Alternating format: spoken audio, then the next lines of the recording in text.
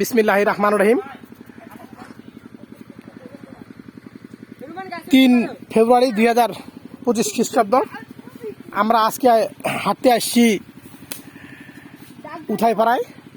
আমাদের একজন নারকেল গাছে উঠতেছে। এই যে নারকেল পাড়ার জন্য দূর থেকে আসলে ভিডিওটা পাওয়া যাচ্ছে না ওইভাবে।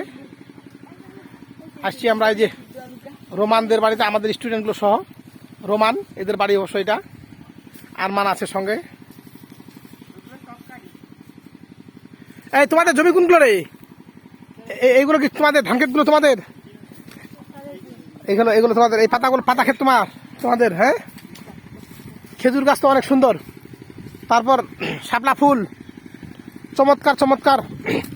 পাহাড়ের কোল ঘেঁষে বাড়িগুলো অনেক সুন্দর। এই যে শাপলা ফুল, নারিকেলের গাছ আছে, খেজুর গাছ অনেক সুন্দর। লাউ ক্ষেত আছে এখানে, এর মধ্যে কুমড়ো। এই যে শাপলা ফুল, ফুল ফুটছে অনেক সুন্দর।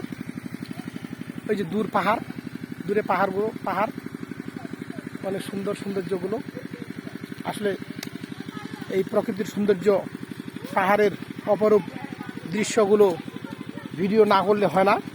আমি যেখানে যাই এইগুলো মাঝে মাঝে ভিডিও করি। যদিও কখনো আসলে এর আগে আমার কোথাও ফেসবুক বা ইউটিউবে ছাড়া হয়নি, মনে হয় ছাড়ব। অনেক সুন্দর লাগতেছে গ্রামের এই দৃশ্যগুলো। আসলে সচরাচর এরকম গ্রামের দৃশ্যগুলো আজকাল অনেক জায়গায় দেখতে পাওয়া যায় না, কিন্তু এই পাহাড়ি অঞ্চলগুলোতে এখন। এই যে আদর্শ একটা বাড়ি, গরু আছে এদের, গরু, হাঁস, মুরগি, পুকুরে মাছ,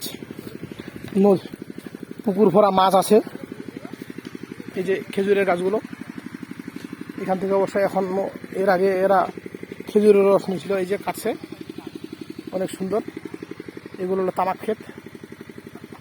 এই এলাকার প্রধান অর্থকরী ফসল হলো তামাক। অনেক বড় বড় মুরগ। সত্যি অনেক সুন্দর লাগলো বাড়িটা। আমাদের স্টুডেন্ট আরমানের বাড়ি।